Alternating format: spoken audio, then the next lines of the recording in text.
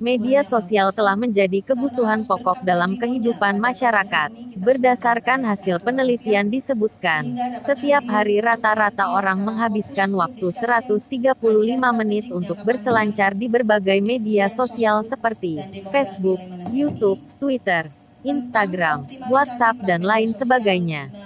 Hal tersebut disampaikan oleh Marsikal Madya TNI, Wiko Sofyan dalam kata sambutannya pada acara Focus Group Discussion, FGD, di Ballroom Hotel Pacific Palace.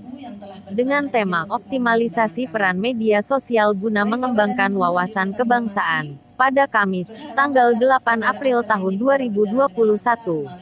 Lanjut Wiko Sofyan, media sosial saat ini bahkan sudah menjadi candu bagi masyarakat. Hampir tidak ada warga perkotaan yang tidak mengakses media sosial. Karakteristik media sosial yang interaktif, menarik, cepat dan mudah diakses menjadikan media sosial mempunyai kekuatan besar dalam membentuk pola kehidupan masyarakat. Media sosial mampu menyebarkan pesan secara revolusioner. Efek yang ditimbulkan dari pesan tersebut dapat menjadi sedemikian luas sehingga mempengaruhi sikap dan perilaku kolektif masyarakat. Perkembangan media sosial sejak awal tahun 2000-an turut menandai dimulainya era demokratisasi informasi digital. Seiring dengan terbukanya arus informasi, muncul berbagai ancaman, tantangan, hambatan dan gangguan dalam kehidupan berbangsa dan bernegara. Tantangan terberat adalah ketika Pancasila sebagai ideologi negara dan falsafah bangsa tidak lagi menjadi wacana dan pedoman dalam kehidupan berbangsa dan bernegara. Pancasila merupakan ideologi hidup di tengah masyarakat yang harus selalu dijaga. Karena keutuhan Indonesia sebagai negara kesatuan tergantung dari bagaimana warga negara menjaga nilai-nilai Pancasila sebagai falsafah bangsa. Salah satu cara menjaga nilai-nilai Pancasila adalah dengan memberikan pengetahuan wawasan kebangsaan yang lebih luas sehingga masyarakat mendapat pemahaman yang lebih mendalam mengenai visi besar dari sebuah negara, serta memiliki landasan yang kokoh agar tidak jatuh kepada nilai-nilai yang merugikan bangsa. Petik 2. Perkembangan wawasan kebangsaan diharapkan semakin pesat ketika dapat memanfaatkan segala sarana dan sumber daya yang ada, termasuk media sosial yang saat ini sedang digemari masyarakat. Nilai-nilai wawasan kebangsaan dapat diinformasikan secara luas kepada masyarakat dengan menggunakan media sosial, sehingga dapat mendorong masyarakat untuk mengantisipasi nilai-nilai yang merugikan bangsa dan mengadopsi sikap mental yang mendukung terwujudnya persatuan dan kesatuan bangsa. Namun kondisi yang kita hadapi saat ini media sosial belum banyak digunakan untuk mensosialisasikan materi wawasan kebangsaan. Proporsi konten yang berisi tema wawasan kebangsaan masih jauh lebih kecil dibandingkan konten-konten lain yang bersifat hiburan, yang banyak di antaranya kurang bermanfaat bahkan dapat memberikan dampak negatif. Petik 2. Media sosial memiliki peran strategis untuk menyampaikan informasi mengenai berbagai persoalan, oleh karena itu penggunaan media sosial untuk mensosialisasikan pengetahuan mengenai wawasan kebangsaan perlu diusahakan agar lebih optimal. Ada konsentrasi pulau yang secara geoekonomi terdapat kawasan strategis seperti Protected Zone Batam, Bintan, Karimun, dan Special Economic Zone di Pulau Bintan, dalam Batam. Juga ada 22 pulau-pulau terdepan atau pulau terluar yang menjadi garis batas negara. Kita tahu bahwa ada istilahnya a nation without a border is not a nation. Suatu bangsa tanpa batas adalah suatu bangsa. Maka batas-batas ini juga berada di zona ekonomi eksklusif yang berbatasan. Kalau kita gunakan Laut Natuna Utara, Jenderal, tapi tetap di nomenklatur internasional adalah Laut Cina Selatan. Dan secara sumber daya alam juga terdapat 222 juta meter kubik cadangan gas alam. Yang gas alam ini adalah salah satu penggerak ekonomi yang ada di Singapura. Kita masuk dapatkan berbagai ide, gagasan dan solusi tentang optimalisasi peran media sosial guna mengembangkan wawasan kebangsaan, kemudian intisari hasil kajian berupa rekomendasi kebijakan, policy recommendation, akan disampaikan kepada Presiden RI. Terangnya, di akhir acara Brigjen Pol. Joko Rudi SH, SIK, MC, Direktur, Pengkajian Sosial Budaya dan Demografi, Debijianstrat Lemhanas RI, menambahkan, kegiatan FGD yang dilakukan merupakan kajian strategis jangka panjang Lemhanas RI yang terfokus pada Direktorat Kajian Budaya dan Sosial mengenai upaya pemerintah mengantisipasi dampak media sosial, yang mana media sosial jika tidak dikelola dengan baik akan berakibat gangguan pada wawasan kebangsaan kepada generasi milenial yang berujung pada dampak integral bangsa Indonesia. Dan hasil FGD akan dilaporkan ke Presiden RI agar Presiden menentukan kebijakan. Turut hadir di acara ini, Irjen Pol. Der. Triyono Basuki PMC, tenaga ahli. Pengkaji bidang Hankam Lemhanas RI, Brigjen TNI Lilik Sudaryani. SIP, tenaga ahli pengkaji Madya Bidang Sosial Budaya Lemhanas RI, Marsda TNI, Puren. Baskoro Alrianto, MSek, tenaga profesional bidang ilmu pengetahuan dan teknologi Lemhanas RI, Kolonel Cep Komara Manurung Kabagops Binda. Kepulauan Riau, Kepri, Kombes Pol. Rudi Haryanto, SIK, Direktur Binmas Polda. Kepulauan Riau, Kepri. Terima kasih dan penghargaan yang tinggi atas kehadiran para narasumber, penanggap, dan seluruh peserta diskusi yang telah berkenan memenuhi undangan kami untuk memberikan sumbangan pemikirannya. Selanjutnya, hari ini pada pukul 10:08, pelaksanaan diskusi ini saya nyatakan dibuka.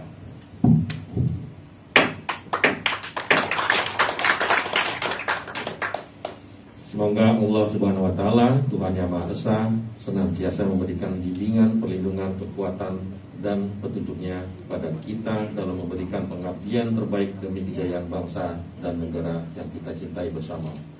Sekian dan terima kasih. Billahi taufiq wal hidayah. Wassalamualaikum warahmatullahi wabarakatuh. Om Santi, Santi, Santi Om. Jakarta, April 2021, Gubernur Lembaga Ketahanan Nasional Republik Indonesia, Agus Wijoyo, Letnan Jenderal TNI Purnawirawan. Selesai, terima kasih. Terima kasih kepada Bapak Wakil Gubernur Lemhanas.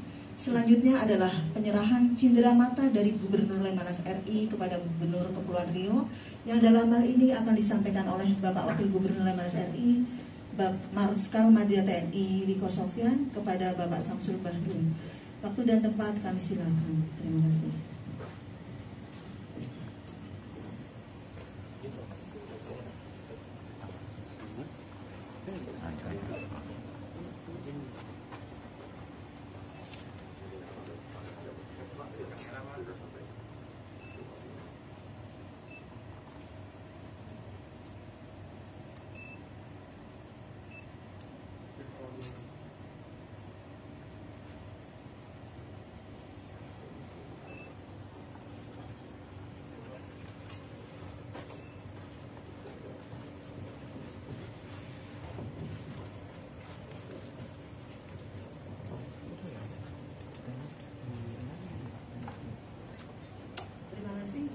Untuk Pak Samsul Bahrun, mohon izin.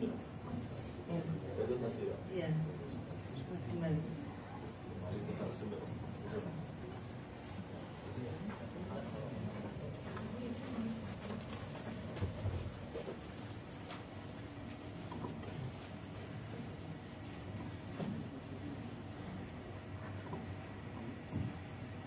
Baik Bapak dan Ibu yang kami hormati, selanjutnya sebelum kita mendengarkan paparan dari para narasumber dan penanggap, marilah kita ikuti bersama pengantar moderator. Bertindak selaku moderator adalah Marskal Muda TNI Purnawirawan Baskoro Alrianto MSC. Beliau adalah tenaga ahli, beliau adalah tenaga profesional bidang ilmu pengetahuan dan teknologi Lemhanas RI. Kepada yang terhormat Bapak Baskoro, kami silakan. Selanjutnya mekanisme FGD ini kami serahkan kepada Bapak.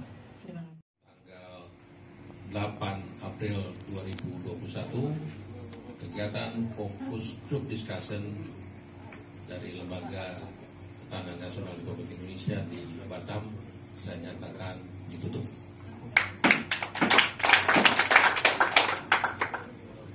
Sekarang baca ini ya. Ini saya disiapkan oleh Bu Reni. Mungkin kami ini Melayu mungkin Bu Reni ya. Ya. Saya tanyakan sama Bu Reni. Bu Reni ini bukan plagiat ya, saudara. Bukan, ini hasil dari Ibu Reni sendiri. Permohonan dari beliau. Tali kasih dari Batam berupa brokat dan kain serimpi. Terima kasih kami ucapkan kepada masyarakat dan Pemprov Kepri.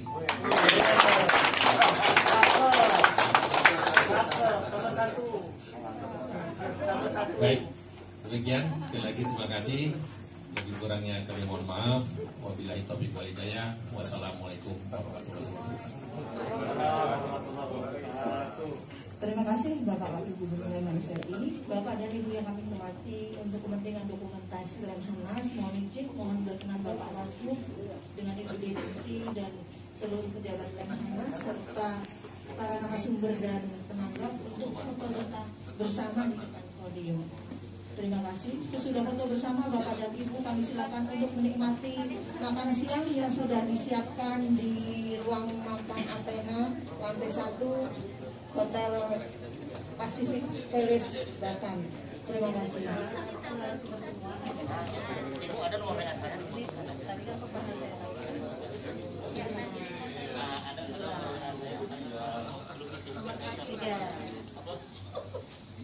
Tiga Bapak. Angkatannya gitu.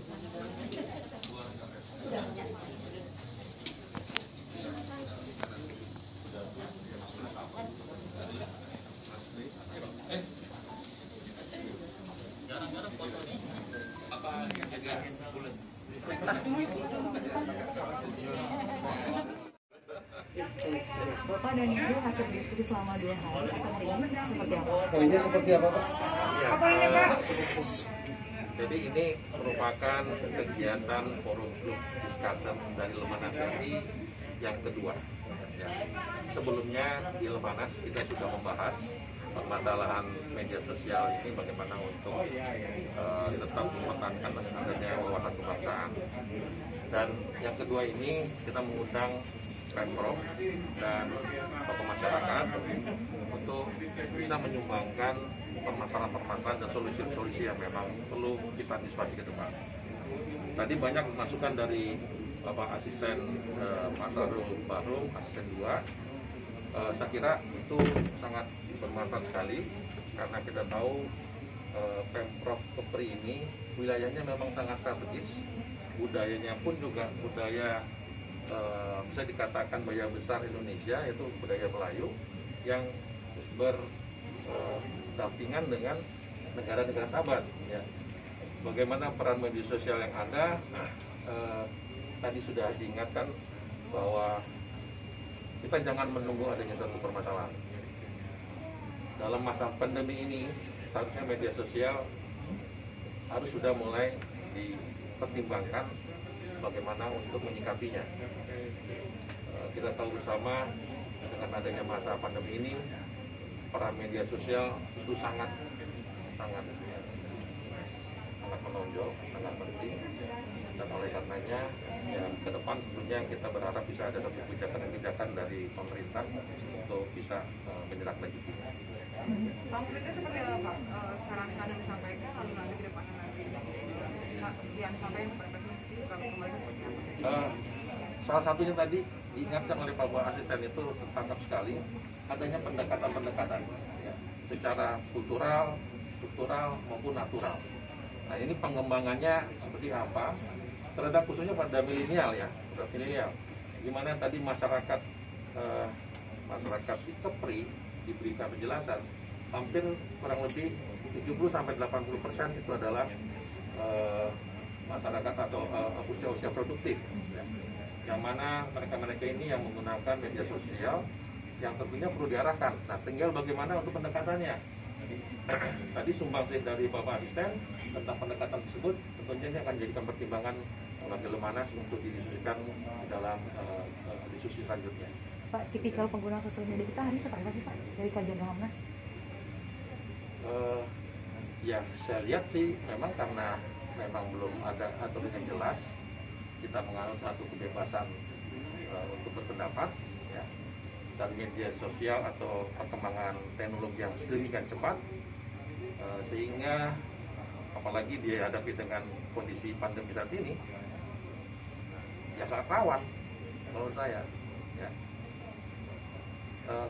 Ada kemungkinan malam ini sudah disampaikan oleh salah satu pimpinan kita, di dalam kondisi pandemi ini itu kita bisa kehilangan satu generasi apabila kita tidak mengantisipasi bagaimana untuk memanfaatkan media sosial atau perkembangan IT. Karena apa? Para milenial itu lebih banyak saat ini berada di satu lokasi tertentu dengan menggunakan IT di dalam melaksanakan kegiatan-kegiatannya, sehingga yang namanya pergaulan sosial itu sudah sangat menurun, semua hanya mengandalkan dari IT. Pak, apakah nanti ada hubungannya dengan revisi Undang-Undang ITE, Pak?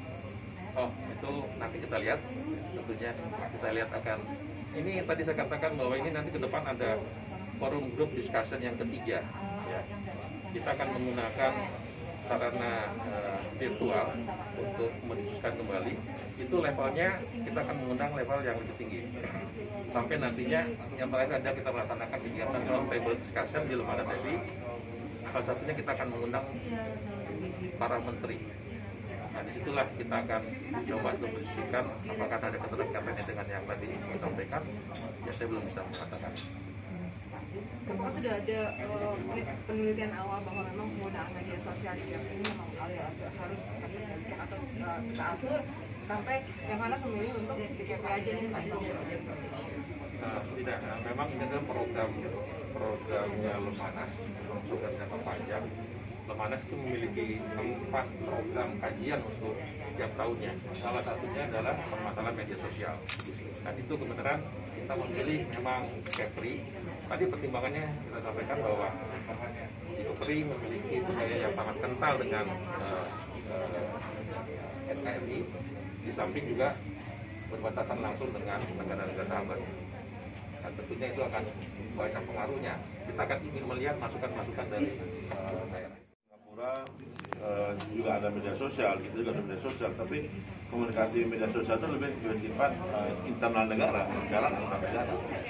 Cuma proses-prosesnya media sosial yang kita itu bisa di-cover oleh mereka dengan mengakses kepri.com, Batam Case, Batam Demonstration, Batam Efek apa, semua orang bisa membaca. Oleh sebab itulah kawan dari media yang bukan media sosial, mereka di media terstruktur nih, media mainstream nih, walaupun online, itu juga harus hati-hati melakukan pemberitaan. Kan sekarang ya mau aja, good news is bad news is good news kan. Jadi orang lain tempatkan media itu. Karena media itu komunikasi yang paling mudah, paling murah untuk ditangkap beritanya gitu, apalagi tidak dibantah. Kalau ada pembantahan ya kan benar, gitu. Karena belum tentu itu benar, harus diklarifikasi lagi. Belum ada potensi pengguna media sosial bisa bergesekan dari kedua hubungan Indonesia dan Singapura? Saya lihat belum, sementara waktu dari perspektif kami yang lokali terus berada di sini, Pak, belum. Tapi bagaimanapun peranan media sosial kan harus mengikat dan merekat bangsa kan, bukan malah memecah bangsa dengan bangsa lain, sudah belum. Kita benahi saya internal dulu Pak ya. Saya kira. Dari Ibu mungkin yang disampaikan. Ada yang tambahin? Oh ya, ya ini kajian Lemhanas kali ini tentu saja ini sangat bermanfaat ya, bermanfaat. Dan kami tentu saja berharap karena ini lokus yang pertama ini adalah Kepri, tentu saja kawan-kawan di media juga ikut mencerdaskan anak-anak muda kita yang lebih dari 70% tadi ya Pak ya untuk Kepri itu adalah anak-anak X, Z dan milenial. Jadi 3 generasi itu ada di saat ini di Kepri, hampir lebih dari 70%. Jadi ya bantu mereka untuk bisa cerdas dalam memanfaatkan media sosial. Begini. Terima kasih.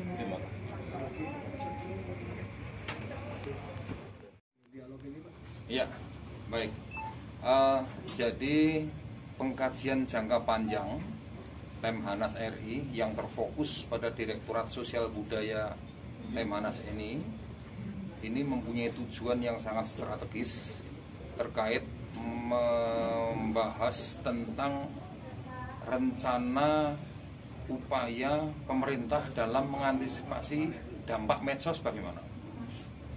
Upaya dampak medsos itu apabila tidak dikelola dengan baik akan berakibat gangguan dalam wawasan kebangsaan terhadap generasi muda yang tadi disebutkan generasi Z, milenium, dan X.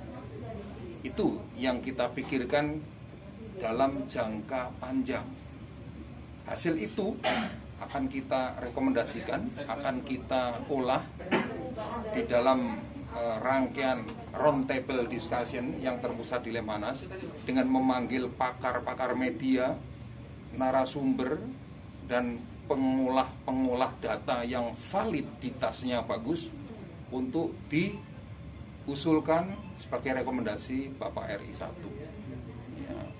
Nah, arahnya adalah semuanya untuk integral bangsa tidak terganggu akibat dari penggunaan media sosial yang tidak terkontrol dan tidak terkelola dengan baik.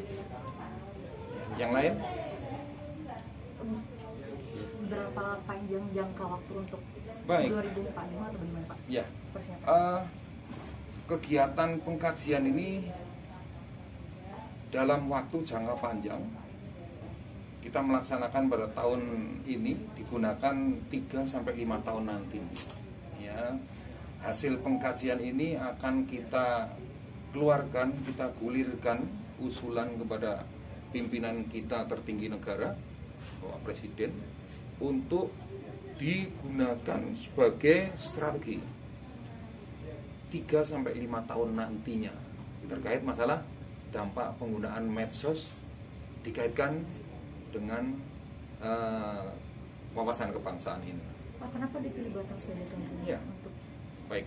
Tadi sudah disampaikan oleh Bapak Wagub Lemhanas, Bu Deputi Pengkajian, bahwa Batam ini adalah lintas negara. Ya, ada 5 negara yang melintas dan bertetangga dengan Indonesia. Otomatis integralisasi input dan informasi banyak terkontaminasi dari luar Indonesia. Hal ini apabila tidak disentuh dan dikelola dengan baik bisa dimungkinkan mengganggu stabilitas kita sebagai warga negara dan anak bangsa yang nantinya meneruskan generasi kita bersama.